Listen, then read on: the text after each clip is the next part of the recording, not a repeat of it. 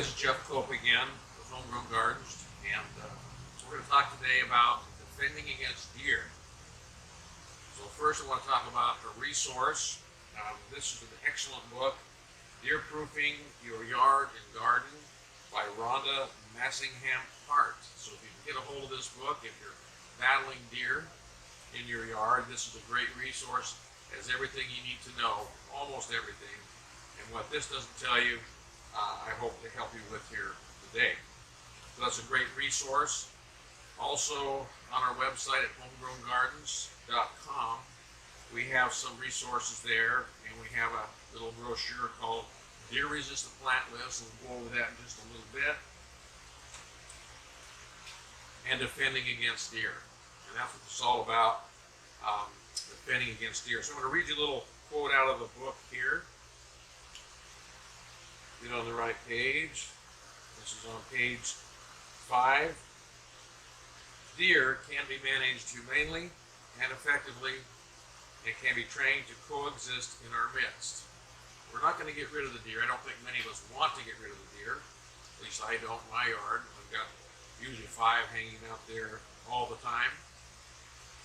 It may not be possible to eliminate all deer damage all the time.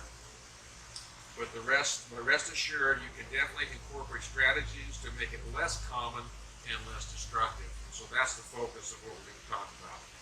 And then on page 37, deer can destroy a vegetable plot, strip berry bushes, trample flowers in a single visit, leaving the gardener feeling violated, helpless, and frustrated. And that's how many of us feel at times. We plant something new in our yard, come back the next day and find it's decimated because the deer have found it. And so we're going to talk about some strategies to deal with defending against deer. So I have some plants back here, and I have some repellents and deterrents that we'll talk about. The first thing we'll talk about is some of the repellents that can be used.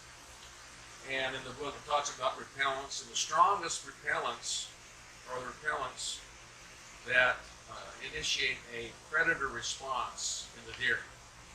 So it's flight or fright, and they don't like the idea of coming in a territory where there might be a predator there. So it's the strongest of all the repellents. So that's the one that we sell at Homegrown Gardens, and over the years have found that it's most dependable. So there's 2. One is deer and rabbit repellent by Liquid Fence. Whenever I plant things in my yard, or we do a landscape project where there's deer, immediately we put this on. Even if it's a deer-resistant species or plant, they're going to be attracted to it because it's new. And so we put this on it. It's kind of a putrefied egg product. It smells similar to blood products, and that's why it gets that predator response in the deer. Very effective. You have to reapply it. And if you forget, it could be the end of things. So you want to make sure you get this on and keep it on those new plants. If you're planting deer-resistant plants, putting this on, you stand a pretty good chance of defending against deer against new plants. And so this works very well. The most effective we found is Shake Away, and it's a coyote urine product. It really initiates that predator response. It comes in shakeable, and you put this down about every 2 weeks in the same locations, and it has about an 8-foot radius, and so you kind of put that every 8 feet, and does an excellent job. Now all these repellents are only as good as how hungry those deer are, because if they're starving, they're going to find ways to get in, even risking encountering a predator. So it only works so good, but we found this is the most powerful of all the repellents on the market. Also comes in a packet. Some people come in and buy a young tree and plant it in the front yard with lots of deer, and they hang this in the packet.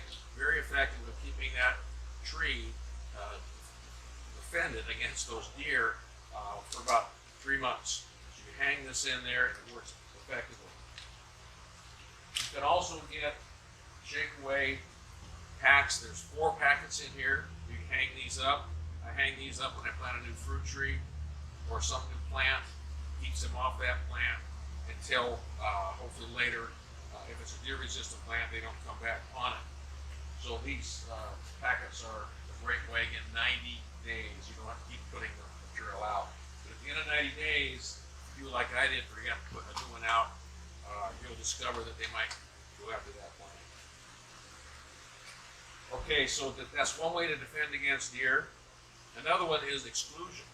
Let's keep them out. And that's deer fencing. So I'm just going to show you some deer fencing. This is what I use when I plant a new plant. And try to give it lots of time to establish itself before the deer have access to it. And especially on young trees. Because on young trees, the problem is not only going to eat some of the foliage, but the males often in the fall will rut their horns on the trees and just decimate them. So besides the deer fencing, this is 7 foot high, which is a minimum for a deer fence you want to get to keep from jumping in your garden, 7 feet.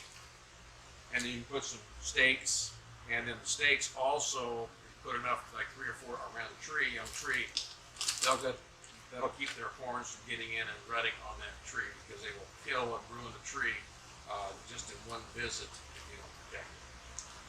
Okay, so those are the repellents and deterrents, and there's other things you can use, like little scarecrows they call them, where it's a motion sensor device that turns a sprinkler on, scares them.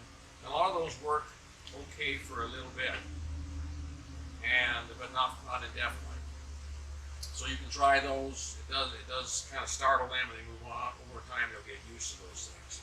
So you kind of mix things up a little bit, maybe scare tactics, also the repellents.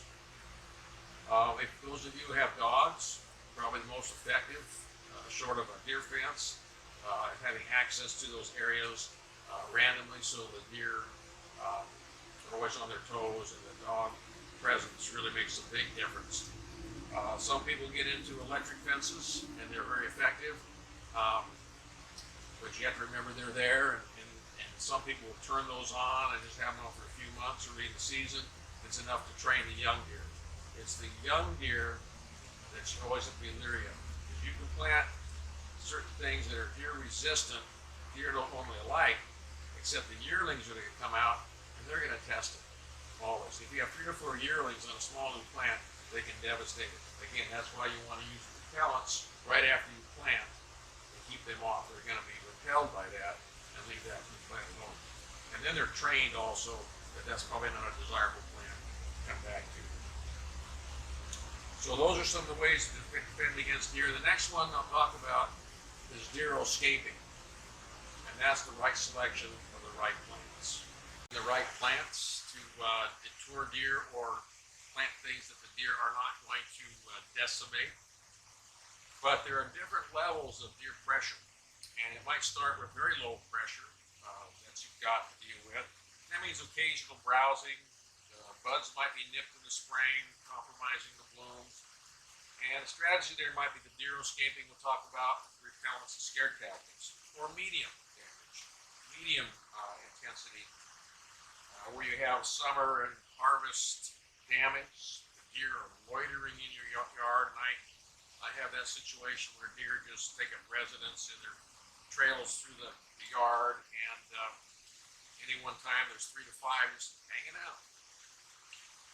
And then the deer will feed during daylight in that medium pressure. Then you can get into the high pressure, the high density for damage. And that's normally things that deer will not eat. They eat.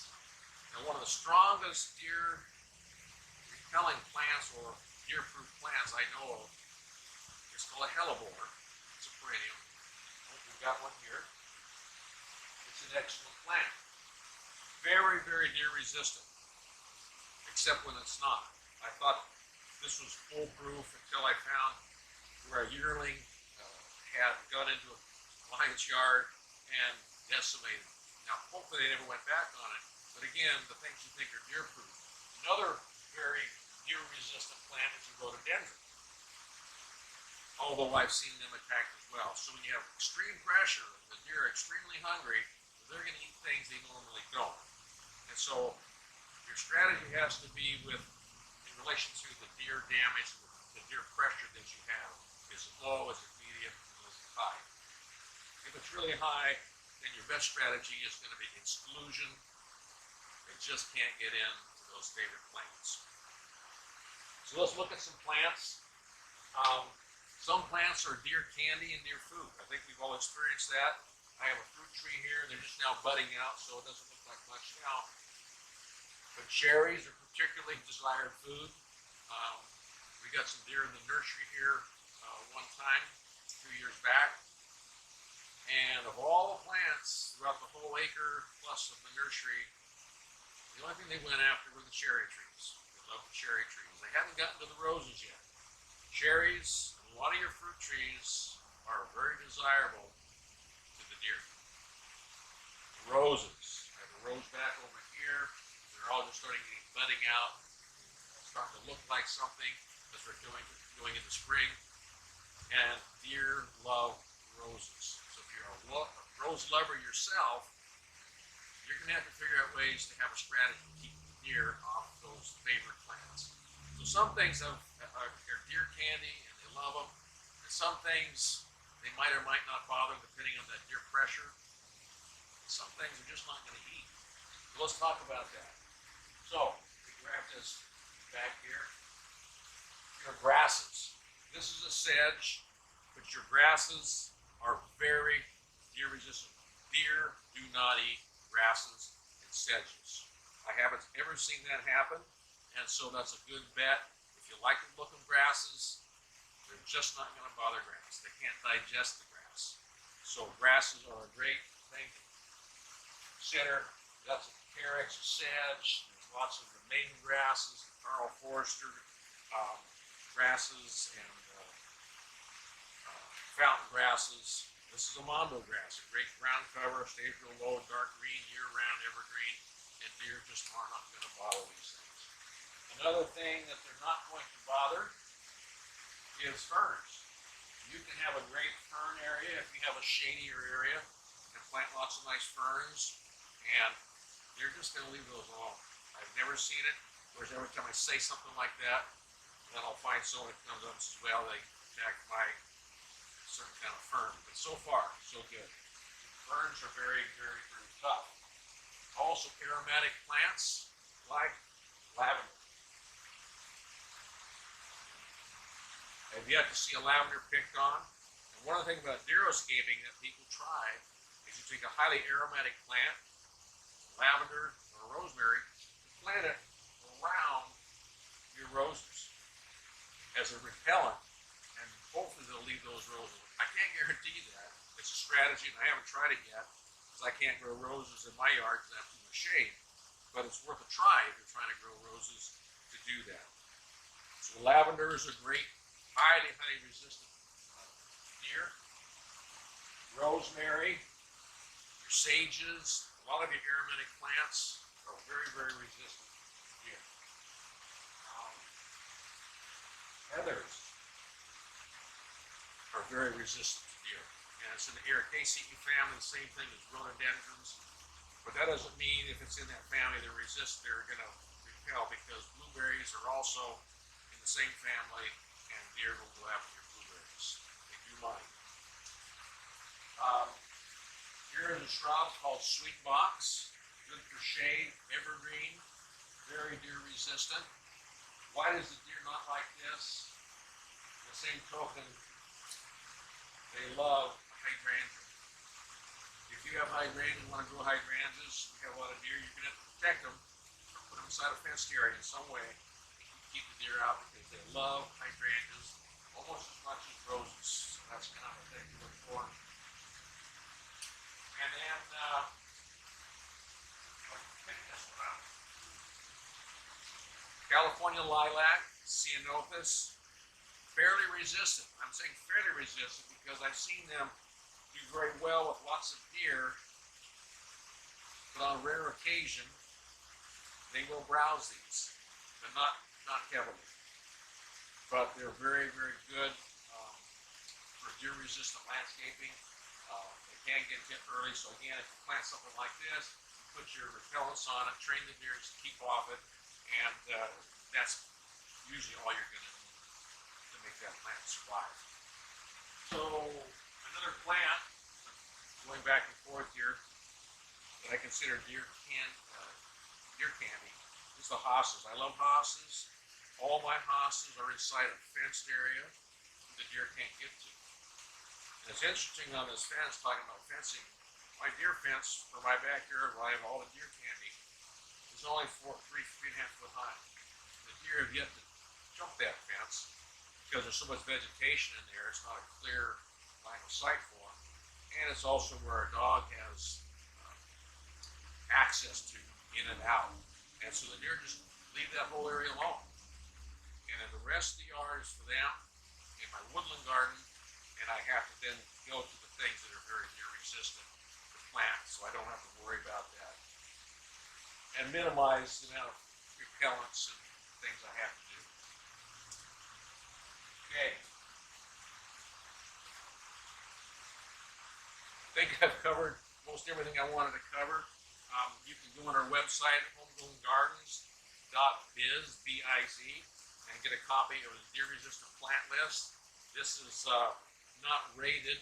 I'll be working on that in the next edition. We'll rate plants by high, medium, and low deer resistance. And it also depends on your deer. For example, one list I saw in Hart's book here lists of camellia as a preferred plant for deer. Although I have a number of camellias in my yard, my acre and a half, and they leave all my camellias alone. So your deer can be different than my deer, and it has a lot to do with the pressure and other things that they can eat. So it depends on how hungry they get. So you have to know your deer and kind of devise your strategy based upon your neighborhood and what's going on with your deer. But you can get this list on our website or come into the store. And we also have the Defending Against Deer handout. It's also, this is the strategies you can use. This is also on our website. The book here, we don't sell that in the store, but you could probably get that at Amazon or one of our local bookstores like Grassroots would be an excellent source to get a copy of this book. All right, well, thanks for listening.